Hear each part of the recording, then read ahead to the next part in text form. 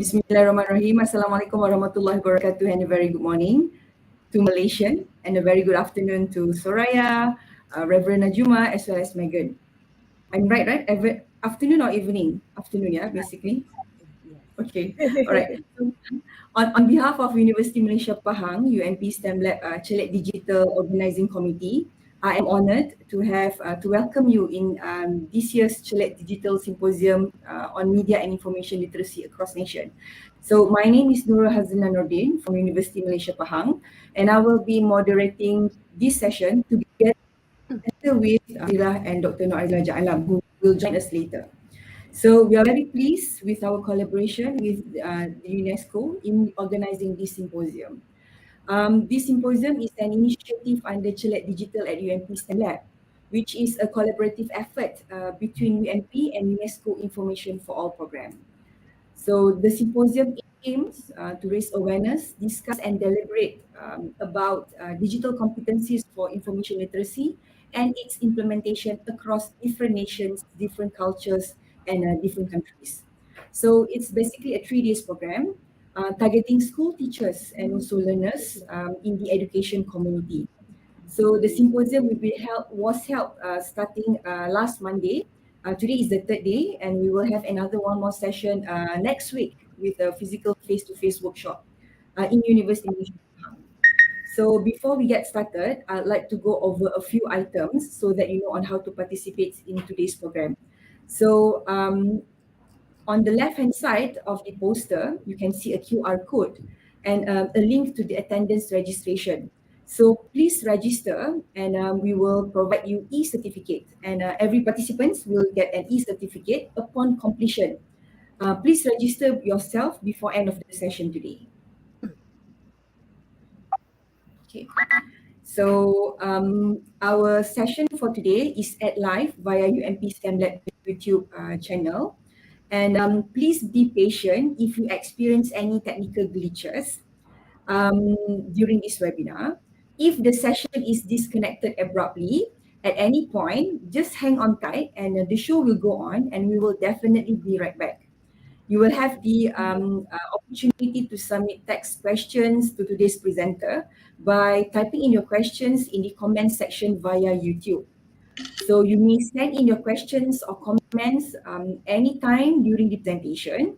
We will collect these questions and answer it during question and answer session at the end of today's presentation. So if you would like to contact with us, please email us via stemlab@ump.edu.my. Okay. A little bit about our symposium today. So when we talk about information literacy, it's basically emphasizes the ability to locate and navigate information. However, literacy itself is very dynamic. So it's an evolving concept and that is essential in every citizen, especially in today's borderless society. So in line with UNESCO Information for All program, IFAP strategic plan, the components of information literacy comprises a set of knowledge, attitude, and skill. And today, in this digital world, information is available on various digital platforms. So it is very important for citizens, especially the community, to be confident and competent when it comes to using these technologies for information, communication, and basic problem-solving skill in all aspects of life, including interfaith discussion that we are going to discuss today. So to that effect, UMP STEM Lab joined forces with the UNESCO. We invite these panelists, as for today, we will have 3 panelists from the US to provide a setting for today's discussion. We are grateful and pleased that the distinguished panelists have agreed to join us for today's session. Okay.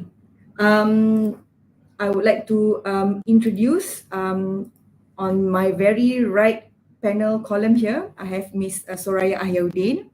So hi Soraya. Hello, Assalamualaikum. Waalaikumsalam warahmatullah. And I have here as well Megan. Megan, how are you, Megan? Hello, thank you for having us.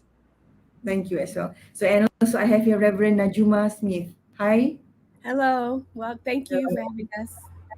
Okay, thank you as well. So without further ado, I would like to pass this session to the panelists to start your presentation for today. Thank you, Nurul. Assalamualaikum and peace be unto everyone who is watching the live stream today. We are very honored to be part of the conversation to talk about media literacy, and where we are coming in today is we will be focusing on media and religious literacy as tools for building leadership capacity. My name is Soraya Ahyaudin. I am the Assistant Director for Learning Design and Programs, and also the AMCLI Director here at the USC Center for Religion and Civic Culture. And I am very happy to pass it along to my colleague Megan Sweas to start the conversation. And inshallah, we're looking forward to have a conversation with you at the end of our talk. And hopefully we will not bore you with what we are presenting today.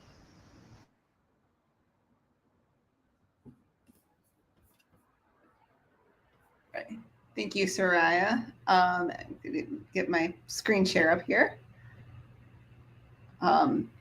I'm Megan Sweas. I'm the editor and director of communications at the Center for Religion and Civic Culture, or CRCC. I'm Megan Sweas. I'm the editor and director of communications at this. Sorry, there's an echo. Yeah. I'm going to share two things as part of my conversation. First, putting on my communications hat, I'm going to give you an overview of CRCC and including our mission, which I hope you will see reflected in Soraya and Najuma's presentation. And next, I will talk specifically my role as a former journalist and someone who works with journalists, and how we work with media to promote understanding across religions. First, I would like to begin with the introduction to the Center for Religion and Civic Culture. To share our story with you, I'll play a short clip of a video. Sorry, just a second. I'm gonna make sure that our screen is sharing, right? There we go. The video starts in Los Angeles in 1992. To set the stage, a Korean shopkeeper who killed a young black girl whom she thought had been shoplifting, she wasn't, had received no jail time. And then 4 police officers who were caught on camera brutally beating a black man were acquitted of their crimes. The day of acquittal announced, Los Angeles erupted, and that's where the video begins.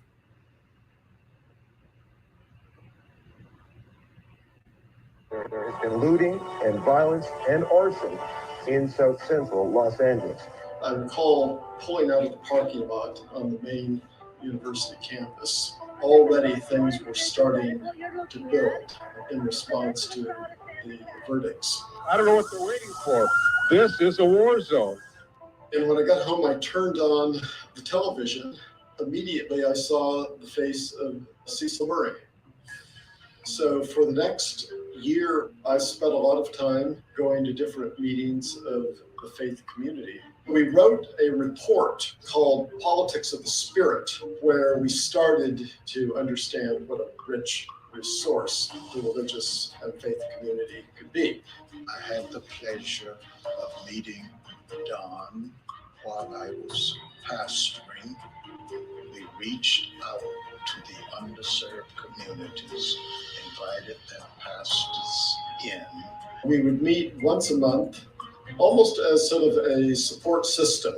We then started to host different conferences that would allow us to work with them in indoctrinating and civic initiatives.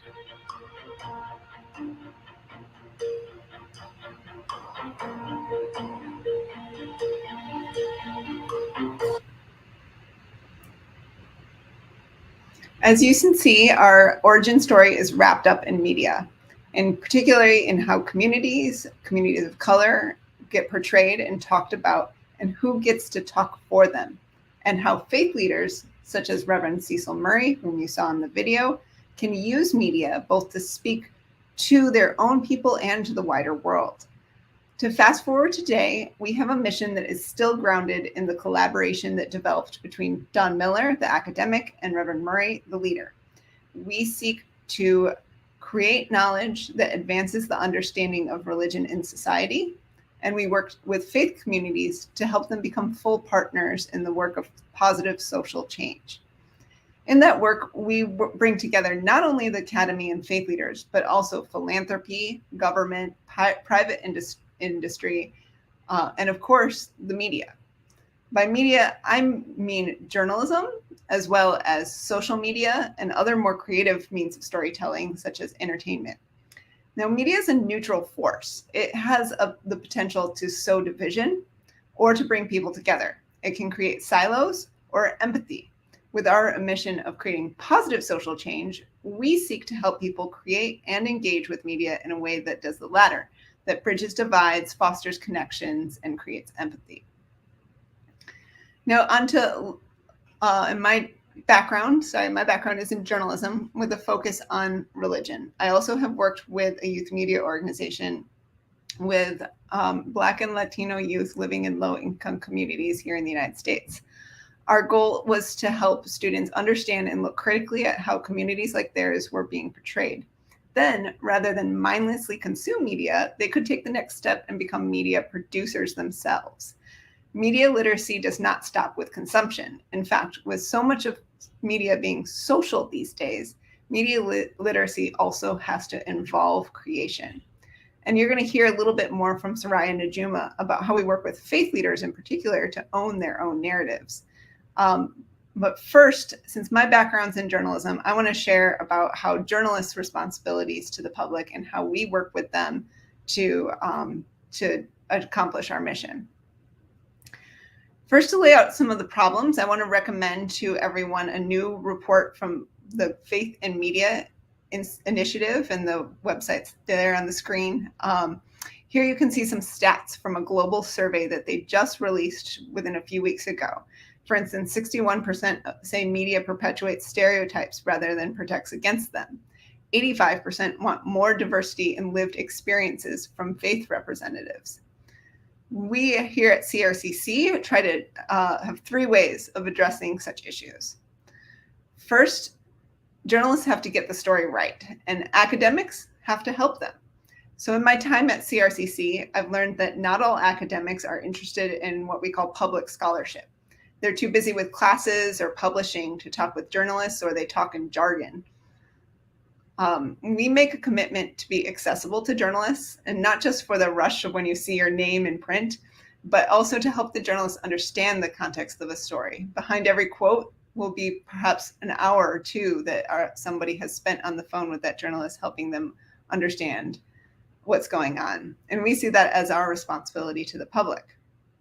We also conduct media literacy or media trainings with academics so that they can understand why they should be accessible to and invested in journalism. And the following slides are just a few from that presentation, just to give you an overview of what we share with them. For instance, we share, what's the difference between social science and journalists? How does journalism work? How can they share their information in a way that will actually capture somebody's attention? And what are the different ways they can be proactive about getting their message out in the world without going through a journalist, through op-eds, social media, and so on. Next, we have a journalism fellowship. Right before the pandemic, we launched a research project that collaborates with journalists, and it helps them cover religion, work with academics, and deepen their practice. We chose 24 journalists from around the world to work on 100 profiles of spiritually engaged humanitarians. Our team of journalists has created video documentaries, a podcast. They've written stories for all sorts of publications, both those focused on religion and mainstream publications. I have to update this graphic too, because just a few days ago, we had a piece about a French rabbi come out with the New York Times, which was a great publication to get into. Part of our overall goal of working with journalists was to put out more positive, solutions-oriented stories. So much of our news coverage focuses on negative events, and it can be overwhelming.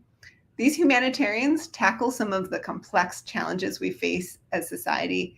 They often confront the worst of humanity, and they don't look away. They respond with love. We are quite proud of the podcast we helped support, The Spiritual Edge, and I encourage you to look that up on wherever you listen to podcasts. One review on iTunes said, I feel a wonderful sense of connectedness and hope when I listen to this podcast. And that's what we were trying to achieve with this project. But we also wanted the project to have a lasting impact on the journalists that we work with. So as part of this project, we gave them tools that academics typically use, such as the life story interview tool.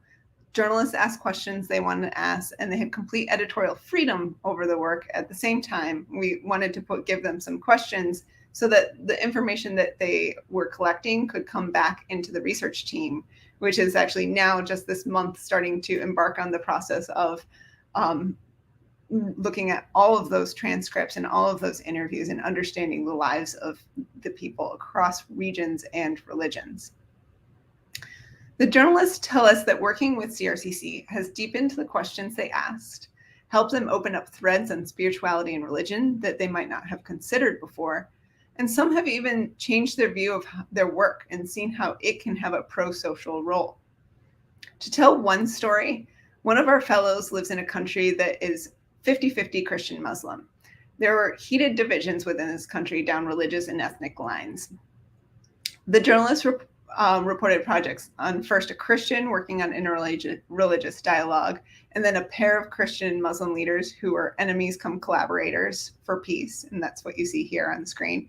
And finally, he went straight to a Muslim man who was educating both Muslim and Christian orphans.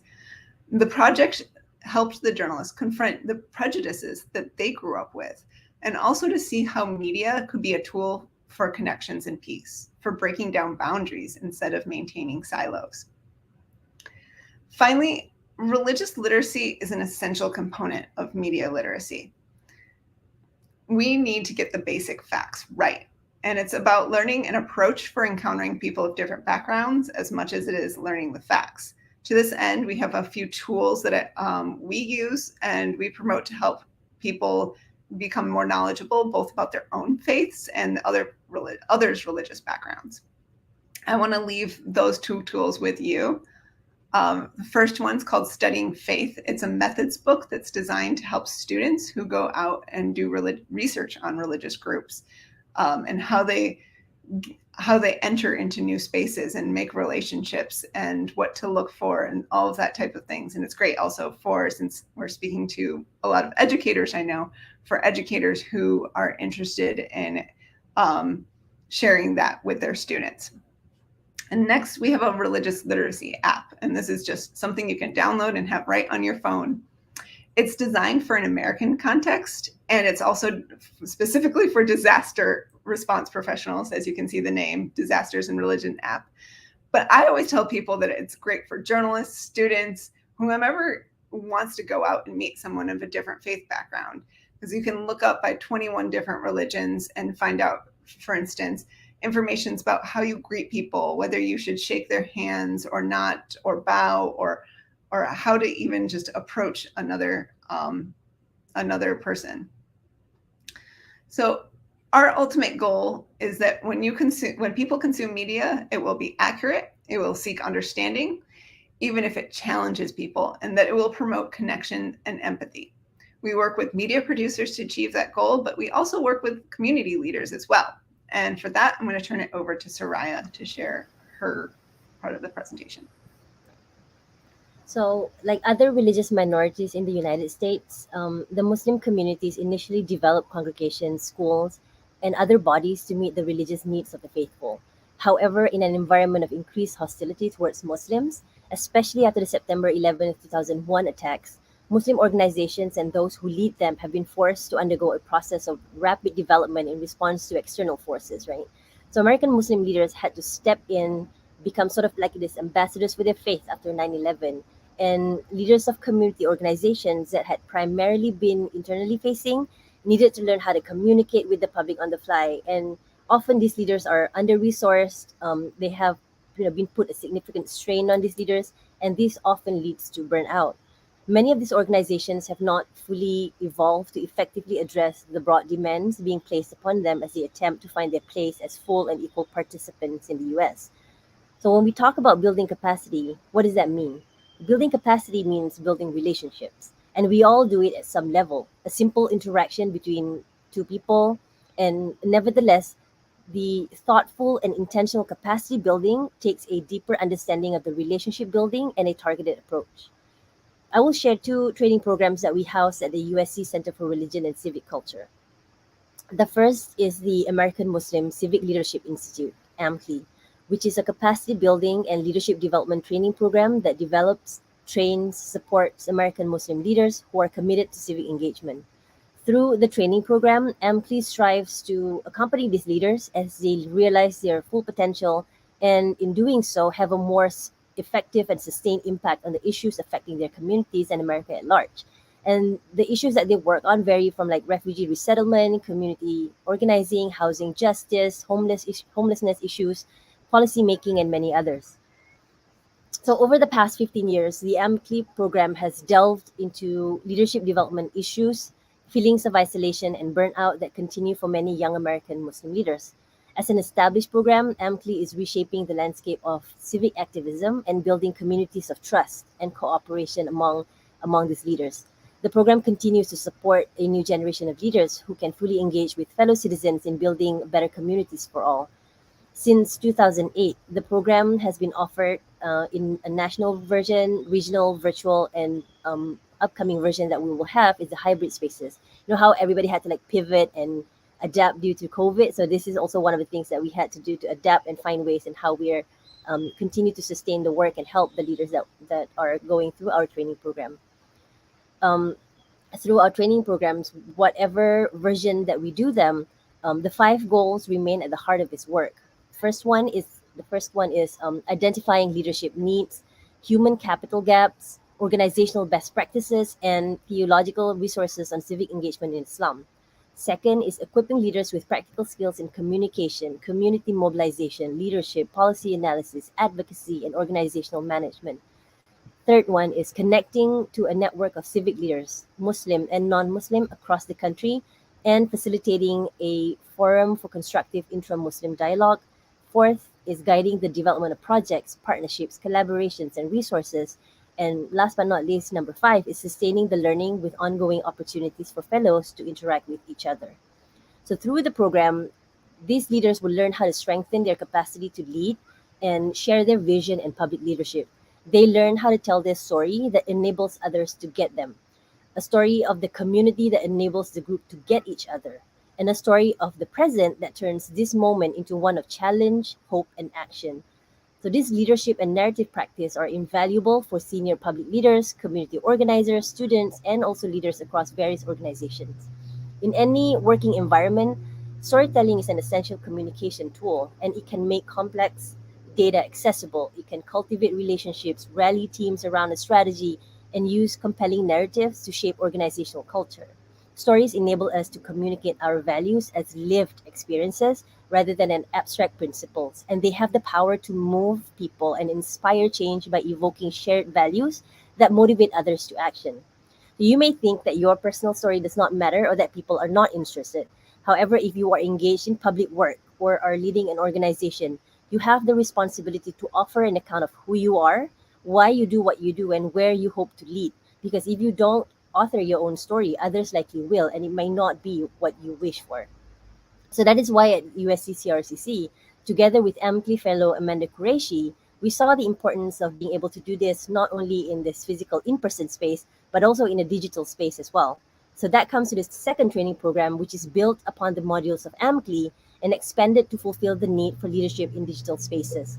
AMCLI fellow Amanda Qureshi has more than 17 years of expertise in digital media as a strategist, and she uses her expertise to support interfaith engagement and facilitates the IDCC program at USC CRCC. So through the IDCC program, participants learn tactics for self-mastery in digital environments, information management, leadership skills for online spaces, and methods for facilitating necessary, productive online conflict. We all know the widespread adoption of the internet over the last 2 decades has ushered in an era of democratized media. Knowledge and information accessible to the most significant number of people at any time in history is a marvelous development of global human society. As you can see right now, like the team who are presenting, we are coming in from the United States, and we are presenting in collaboration with the University Malaysia Pahang, which is based in Malaysia. And this also talks about how accessibility to all this information is there. However, the democratization of media has presented us with a new set of challenges. Thomas Jefferson famously said, "Information is the currency of democracy." And the information and engagement on social media have a real world impact that we cannot afford to ignore. Society is now inundated with media, yet there is almost no effort to ensure the voting public has basic media literacy skills. So the current democracy has been corrupted in that sense. These online communities where most people get their news are intense hives of discussion. The loudest, the strongest, and often most vitriolic people set the tone of the conversation and interpret the facts for others. The information takes precedence over humanity, and it is not uncommon to see high level conversation around like the loftiest of subjects devolve into name calling and rhetoric. And even those in leadership positions have faced the intellectual bastions of critical thinking and thoughtful debate. So it is not uncommon to see elected officials, academics, celebrities exchanging abuses online. So that comes to the second part of what I want to share with you, which is a poll by the Weber Shandwick and Powell Tate with KRC Research. They conduct this Civility in America poll annually, and the poll has continued to track perceptions about America's civility decline. Back in 2013, studies were warning that civility in America continues to disintegrate and rude behavior is becoming the new normal. The new normal. So the report Civility in America 2019, as you can see in the next slide, it will show you how it found 93% of Americans identified incivility as a problem, 68% considered it a major one, and 74% thought it was getting worse and that it leads to online bullying, harassment, hate crimes, and more. And as you can see, the top 10 consequences of incivility on screen, it's like a lot of violent behavior and things that are very disturbing for us. The social media platforms employ algorithms that make us more likely to see information that confirms our biases. And this has been like widely discussed and documented by communications experts. And again, speaks to the need for greater media literacy for the general public. Media literacy not just Media literacy means, not just knowing how to identify good information, but how to use social media to our benefit rather than passively consuming whatever is served to us. However, many users knowingly self-select and construct their ideological bubbles because challenging our deeply held beliefs is hard. It is a painful process, and it's made even more difficult in a harsh environment where the opposition is free to be abusive. Understanding opposing viewpoints online requires engaging with people who will say awful things about you and your ideals, and it is a lot easier and fun to stick with your own on the internet. So when we talk about efforts in building leadership in digital spaces, it has focused almost exclusively on creating a few power users that wield influence over vast number of followers. And many of these leaders have succumbed to bad communication practices, either through their lack of ability or by being influenced by the hostile environment they find themselves in, or both. And nowadays, online leadership spends much of its time reinforcing itself, building influence by prioritizing issues over people. A healthy, productive digital civic culture requires a form of online leadership that exists in an online space and positions the leader at the center of the diverse community of people to whom they are related. Leading the digital civic culture is a conscious effort by dedicated individuals to reshape public discourse and to set a high standards for digital communications across a broad range of subjects and issues. In the next slide, I will share with you like these 9 principles that IDCC has. So principles are more adaptable than rules. And if you look at the slide that's going to be on screen, principles allow us to create cultures and communities that can evolve and grow where self-regulation is encouraged. So the first principle is the principle of shared humanity. The second, information integrity. The third principle is conscious engagement. The fourth, humble expertise. The fifth, proactive pluralism. Number 6, personal accountability. Number 7, self-control. Number 8, assertive self-care. And number 9, courageous determination. I will share with you 3 out of these 9 principles, and for the rest, you can learn more about it by going to the website. And I know we have the website in the slide above, or you can go to crcc.usc.edu/DCC, and you'll be able to find information about this IDCC program. So the first principle that I want to share is the principle of shared humanity. We prioritize humanity in digital communications and refuse to diminish our human interactions by making our online exchanges purely transactional. It is easy to forget that there's, like another person on the other side of our screen, and it's easy to forget our own humanity when we feel angry or threatened or wronged by some faceless entity online. While some engagement that happens online might be with bots, it would be a mistake to let those non-human programs dictate how we engage with the billions of real people we meet on social media. We have to remind ourselves constantly that digital spaces are full of people, just like you and me. And most of the people we encounter online are virtual strangers. We don't know their life circumstances or the events of their days, and robbed of the sensory input we humans evolved to use when meeting people and engaging in social environments, we often resort to making assumptions and assigning motives based on whatever information we can glean in our own cognitive biases. And our commitment to share humanity online means defaulting to respect for each and every person we encounter in online spaces. It's giving every person the benefit of the doubt and recognizing that we are incapable of truly understanding who someone is with whatever limited information that we have about them in passing social media exchanges. It also means refusing to lump people together or write people off based on their most obvious identity markers, and recognizing that every person has a unique, complex personality and life history and deserves to be recognized as deserving of the kind of treatment we would like to receive, online or offline. The second principle that I'd like to share is information integrity. We take measures to ensure we are sharing and promoting information that has value from reliable, verifiable sources. Information is the lifeblood of the internet and the foundation upon which all self governance, personal or collective, is empowered.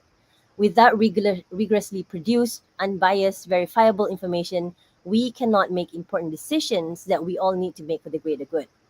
So today's internet is rife with misinformation, disinformation, partial truths, opinions masquerading as fact, and all manner of news designed primarily to elicit clicks rather than inform. And we must commit ourselves to identifying, creating, and sharing information of the highest quality if we want to preserve our democracy, or at the very least, out, our own online reputations. And the principle of information integrity is a recognition that none of us are passive users of digital media. The decision to like or share any piece of content reverberates out and affects other people. And the more we visit specific websites, the more we impact the algorithms that govern those websites. And that information is used to produce even more content. The average person's unfettered access to knowledge and information and our own ability to communicate to a global audience is unmatched at any time in human history. It's given us power our ancestors has never dreamed of, and with, like Uncle Ben has once said to Spider-Man, Peter Parker, with great powers comes great responsibilities. And I think that sort of also applies to us as well.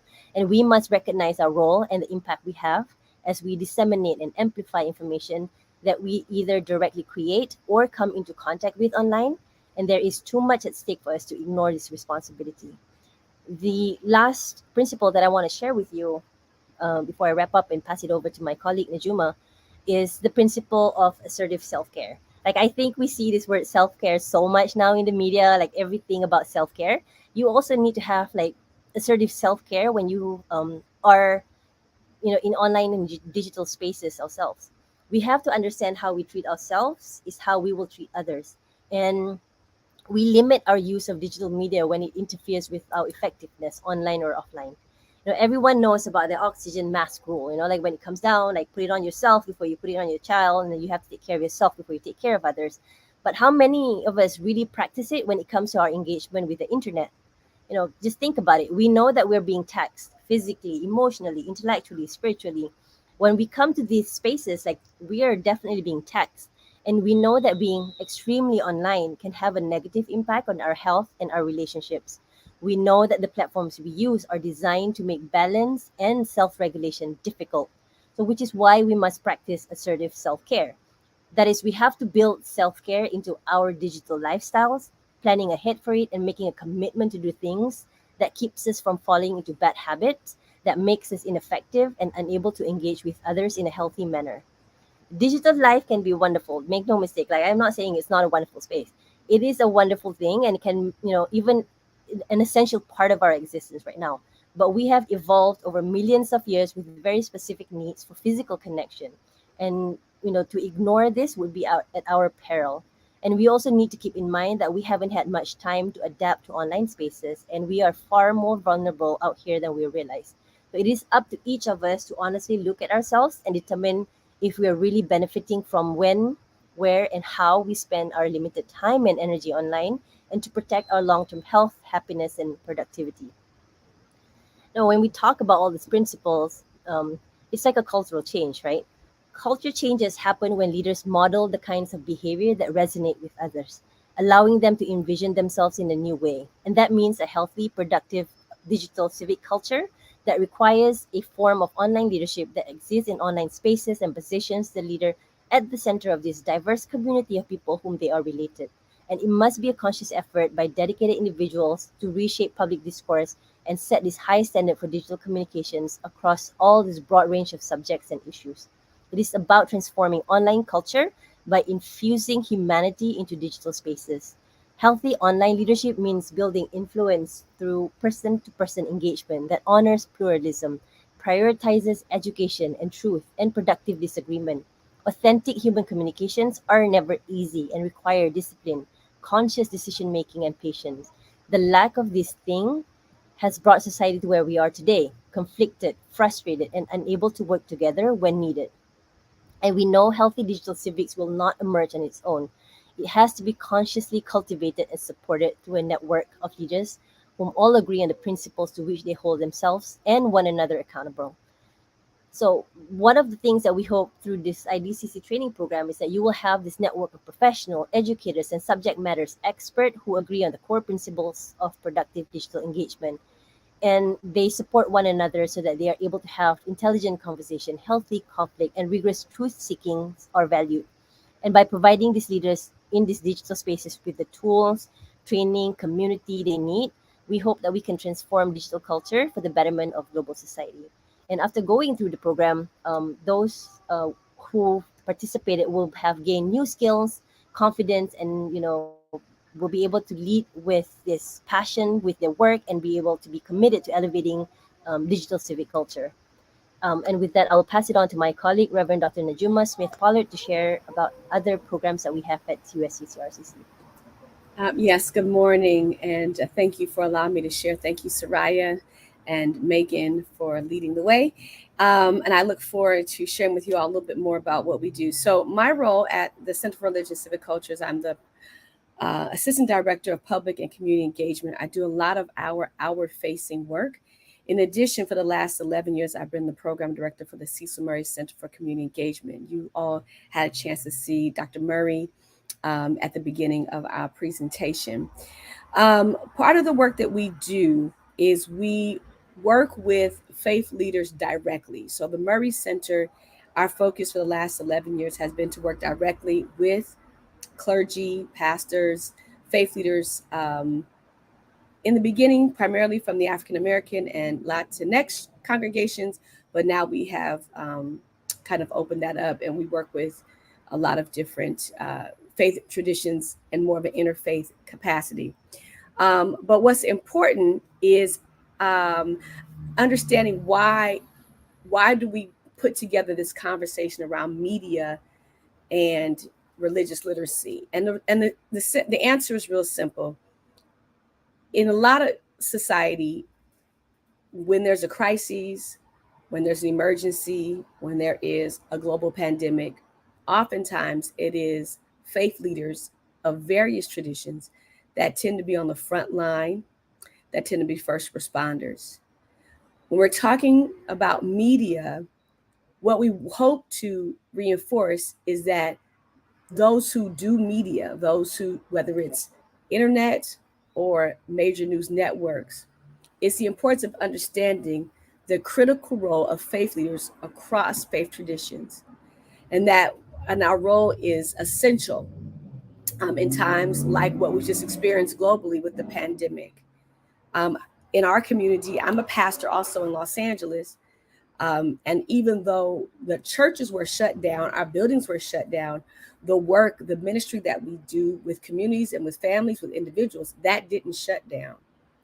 And so as media went about telling the story of the impact of the pandemic, they could not leave out the voice of the faith leader, because we were some of the ones out there responding to crises, responding to issues related to violence, responding to what many saw globally as a George Floyd protest.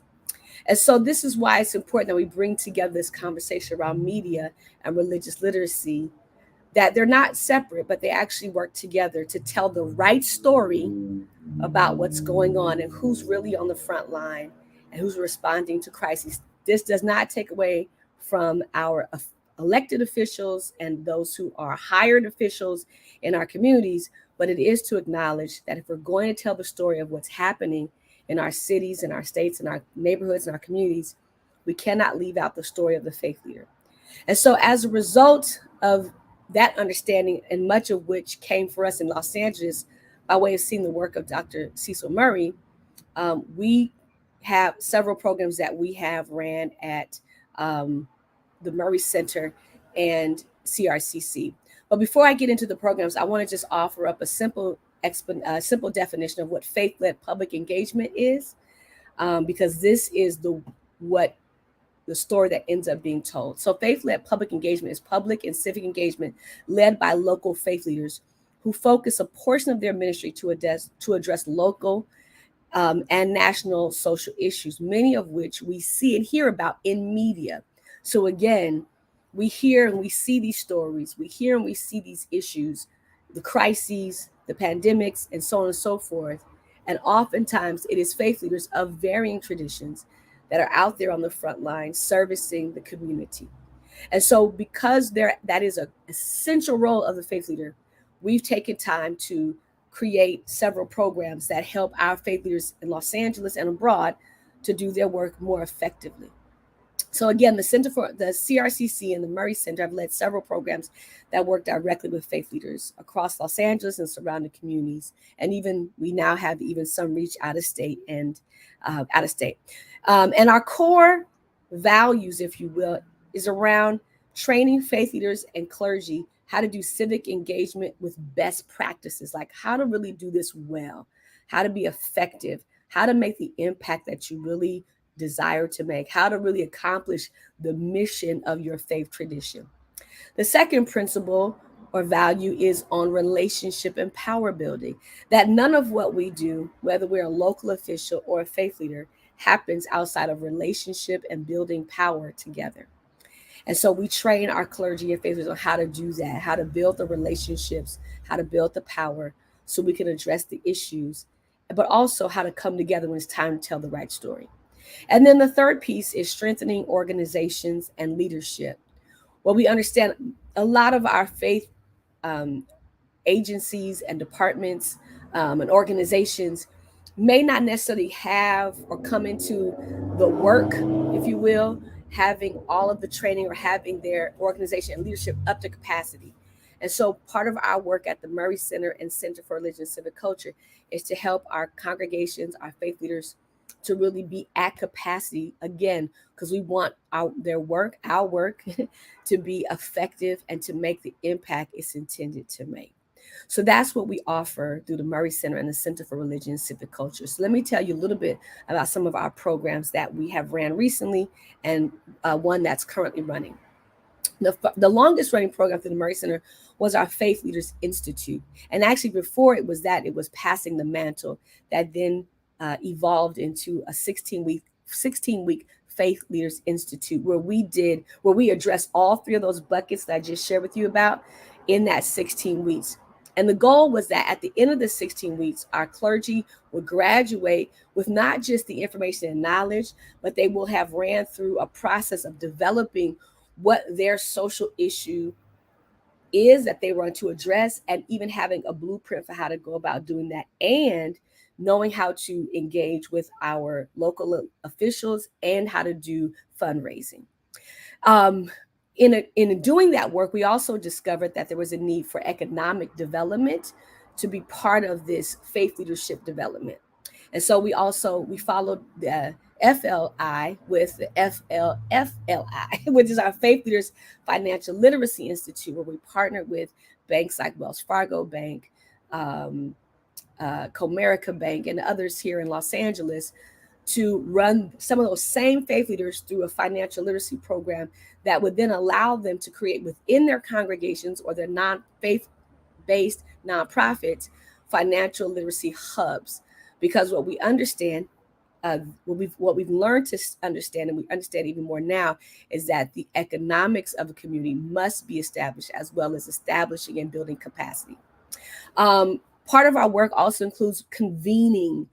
We are really good at convening. So we've held several faith leader summits, and recently we just had one under our Reimagining Church initiative, which I'll share about in just a moment, in July, where we brought together pastors who had not been together since the beginning of the pandemic, to include some of our local electeds, to include some of our nonprofit faith-led agencies and others, community leaders in and around Los Angeles and the Long Beach area, to talk about how do we reimagine the work that we do now that we are somewhat kind of sort of post-pandemic, though we're not quite there all the way.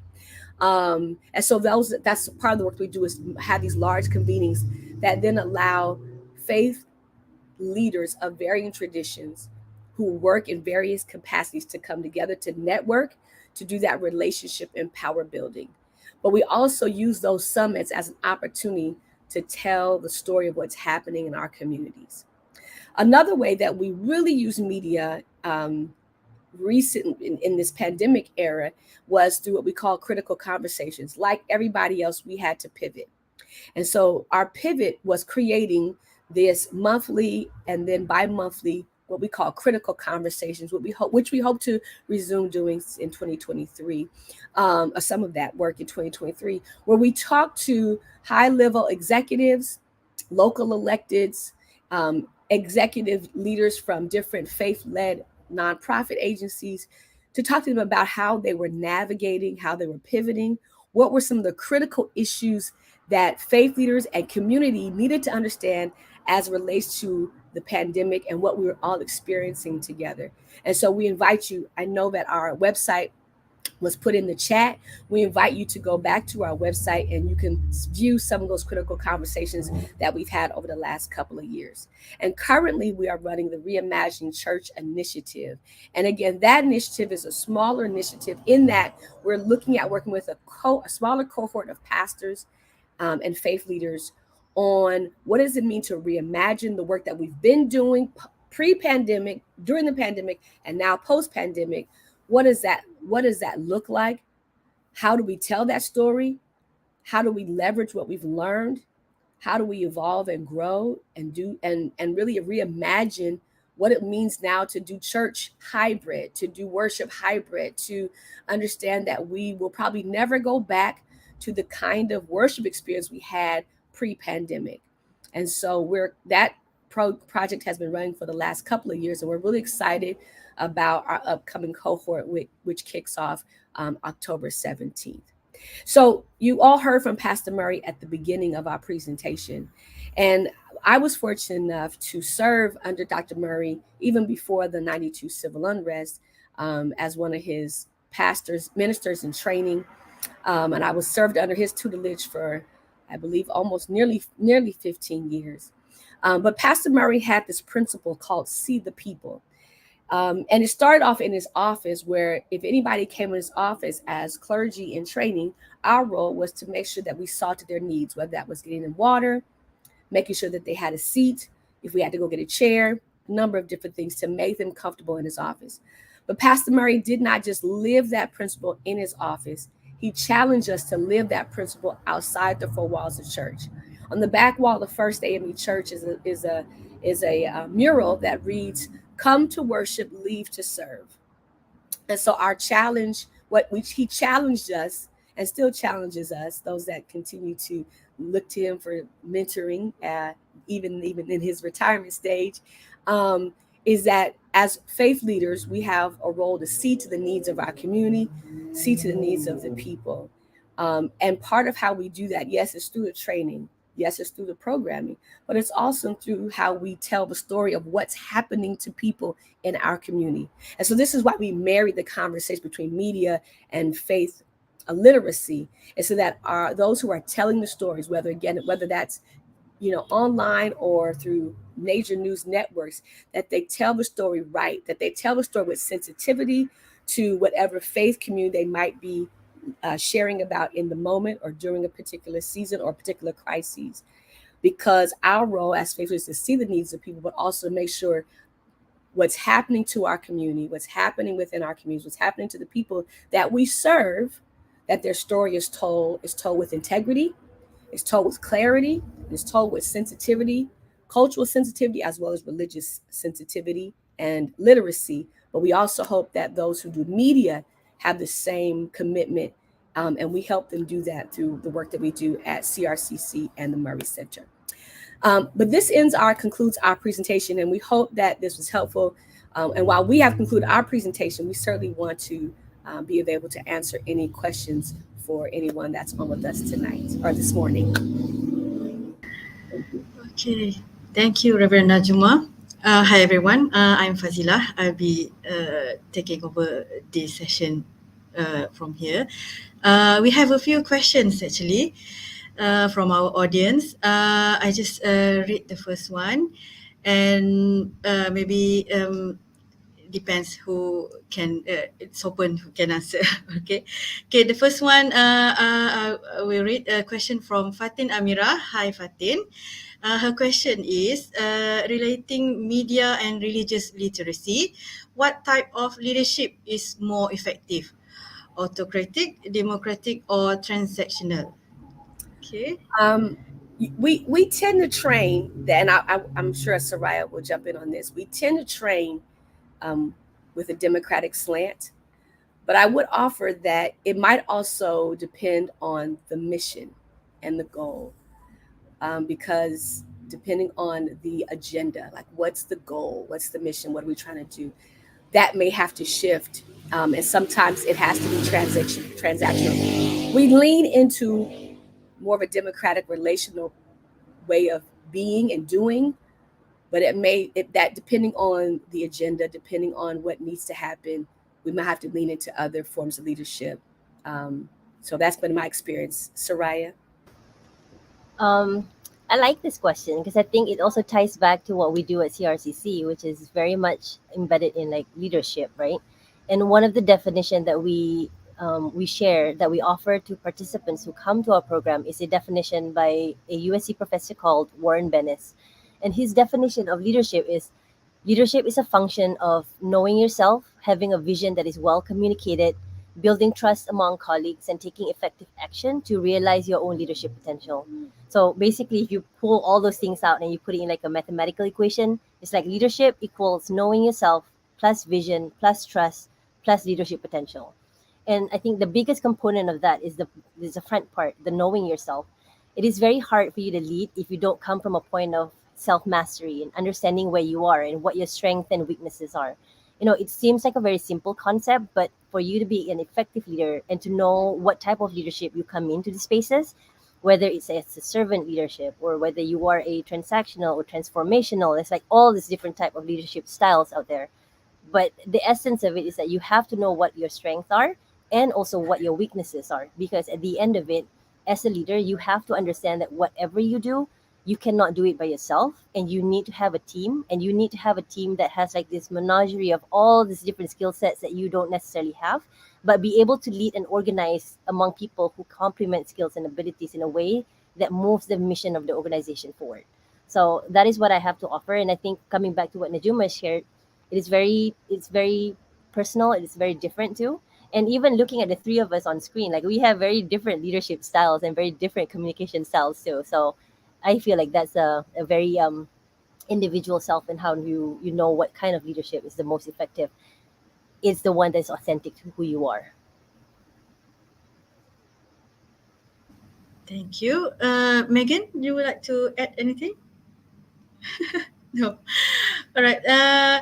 I think I just read the second question here. I think Soraya already answered this question from Suliana binti Abdul Ghani. Thank you, Suliana, for asking the question. Her question is, what is the critical need for the development of leaders with knowledge and understanding of the importance of religious literacy? I think Soraya just now has answered this question. Or maybe you have anything to add to this? I guess what I would add on to what I said also earlier is that when you have religious literacy on top of like all your other skill set that you're bringing in and understanding, is that you can definitely see improvement within like staff cohesion, right? Like you don't have to like code switch, and people are you when you feel seen and you feel like you are validated and you are an active member in whatever team that you're in, like the satisfaction, the performance, the effectiveness, like everything will go up because it is a relational thing and it's not a transactional relationship that's happening there. Najuma, do you have anything that you would like to add to? Yeah, I was just going to add that one of the things that we run into when our trainings is the assumption, especially when we're working with agencies that want to work with faith communities. There's an assumption that because you are a religious leader, all of your skill sets are at a high level. And sometimes they're not, because some people are religious leaders by way of family, or they're grandfathered in. And so part of why we take time to do the development of leaders with knowledge and understanding on a number of on a whole spectrum is that all leaders don't come into the space having full capacity. We're all and so we want to make sure our leaders have all that they need and understand themselves so they continue to do the work at capacity to be effective. Yeah, and so sorry, one more thing to add. I think when we talk about faith leaders, we're also making sure that we're making space for people who are inspired by faith. Yeah, you don't necessarily have to be an imam or like a sheikha or an usada, but if you are inspired by faith, like by Islam, like I would not call myself an usada or sheikha or whatever titles that's out there, but I am inspired by Islam to do good and to do good at the highest level and to make sure that I'm impacting the community and the people that I work with and the participants and the audiences that I'm with in a way that reflects back to like, oh, now I know a Muslim and I didn't know a Muslim before, and this is how a Muslim acts. And like that's the beginning of this understanding. And I guess in Malay you'd say like tak kenal maka tak cinta, right? Like if you don't know somebody, you won't be able to like reach out and be curious about that person. And I think that's one of the things that's important when we come to like understanding how religious literacy is important in leadership and in media literacy, in this whole component of what literacy is to always have this curiosity and be open-minded to like getting to know the other person and getting to know what it is and who the person is and why they do the work that they do. Oh, Okay. just one Oh thing yeah. that I do is that I was working on that app as sort of like the background and helping build the app with the app developers. But I learned through osmosis, through the people who work on the content, that it's not necessarily about having the facts right at your, like in your head, being able to recall, what do I call this religious leader, or what's its appropriate title, for instance. But you need to know how to approach various people of different religions and backgrounds with, and that's I think what Soraya was sort of saying, is it's about the approach, about who you are, and then you can have like the app or the tool or any number of tools to pull up that information. But learning how to ask the questions, how to go in with a humble and openness and to learning, and trying not to offend people on the way, but to say like, oh, I don't know this, could you please help me understand how to do this, or approach you or talk with you, is as important as the facts on the ground of religious literacy. Sometimes we think of that as like something has to be learned versus something that versus approach.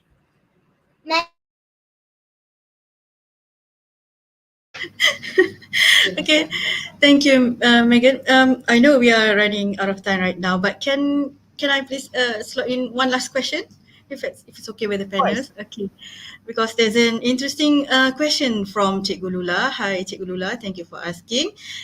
She asked, how do you combat online bullying or bullying in America? What is the main challenges there? Okay, so I open to the panelists. Yeah, I think online bullying is a huge issue.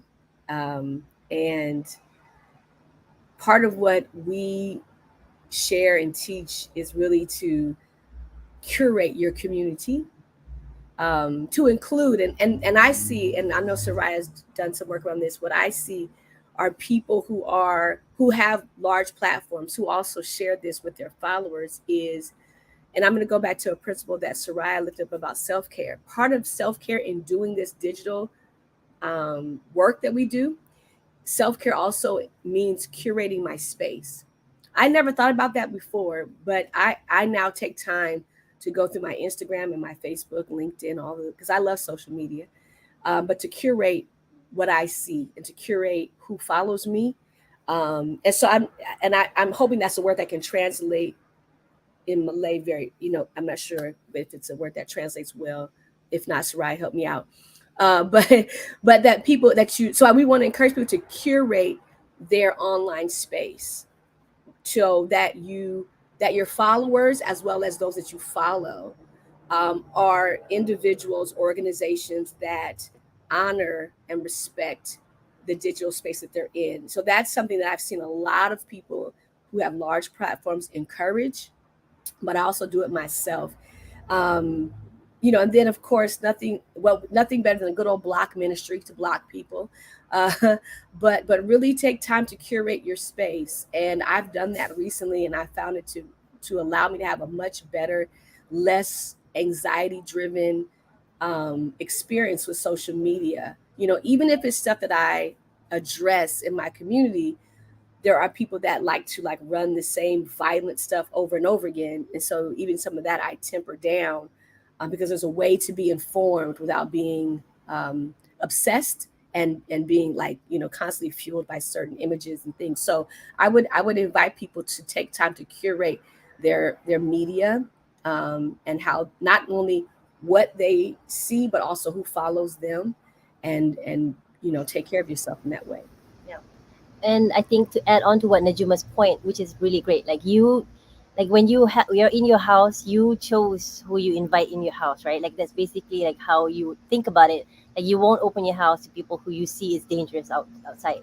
And then I think to add on to what Najuma has said is also like this part of make the most of the privacy settings that you have, and investigate measures on how you can keep content private on the website that you use, and how do you also block, as Najuma was saying, like block some of the contents or some of those YouTubers and people who are not necessarily a good influence to children to watch. And that takes a very active participation. So I have a 6-year-old who aspires to be a YouTuber, and it's like, alhamdulillah, like whatever you want to do, as long as content is good, like we'll talk about it. But again, you have to actively take a role into making sure that what he watches is something that is good. What he's exposed to is something that the language is not something that you would not say yourself to another person, right? So being able to have this conscious engagement of how you want the words and actions to be in digital spaces definitely would have an impact on your emotional, intellectual, spiritual, and physical self. You have to make sure that all the ways that you are engaging in these online spaces is very much intentional and mindful. And that's how I think one of the ways that we would do to combat that. It is a lot of work, especially when you talk about privacy settings. There's so many things that you have to think of and look through. And with this upcoming generation, like this, they're no longer Gen Z, like this netizens people, like this younger generations who are coming, like this is their bread and butter. Like every day for them, it's like a normal thing. And you cannot restrict screen time as well, because I think restricting that is detrimental, because then you're not teaching them the values that you want them to have, where they have discernment in choosing what they want, what they watch, and what they're exposed to. So there's so many things, when you want to talk about online bullying and cyberbullying. But I think I'll just leave it at that. And I think that's the biggest takeaway, I think, would be like having discernment and teaching them discernment of what is right and what is wrong, which is also, I think, tied back to our faith in Islam. It's also mindfulness, intentionality, and how do you do things with intention and having that good thought and intention. And I do want to, because she did ask a question about cyberbullying in America. So now there are laws, and I just want to make that clear, in especially when we talk about schools and college environments, there are now laws on the books that were not on the books 5 or 10 years ago. There are now laws on the books, especially in workplaces and schools, academic spaces, around bullying, within those spaces. And so we encourage people to understand those laws and to, access them as they need to. I know even at USC, there's some new rules that have come out, some new policies. So if you're a part of an institution or part of an academic space or part of a business, I would invite you to find out what the policy is for your organization or your company or your school. And if that is being violated, lean into the opportunities and options that are available to you, because I know we have policies on book, but I would say the greatest thing that you could do to take back your power and own your power is to really curate your pages, all of them. And it takes time. It took me time to really curate my pages.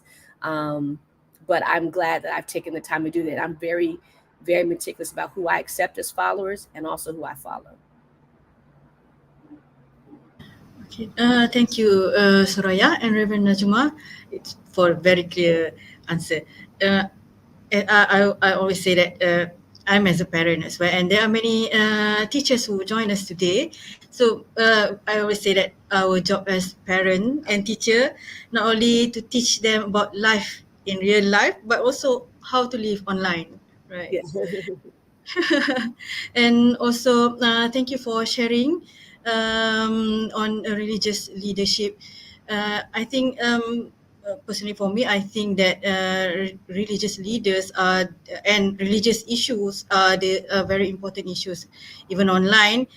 When someone offend other people's religious, that will always trigger angry and sometimes internet wars, right? So it's up to the religious leader to take charge and be alert on these kind of issues, and be alert on digital literate on these issues, right?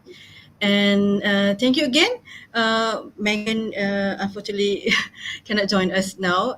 So thank you again, Soraya and Reverend Najuma. Hopefully we can have another session like this in the near future. Okay, thank you everyone. And we want to encourage everyone to also go to our website. We have, go visit our website. We have so much content on our website that you can view and use, but also we have a newsletter. If you go to our website, there's a newsletter, and stay in touch with us and see the things that we're doing, and let's continue the conversation, even if it's virtually.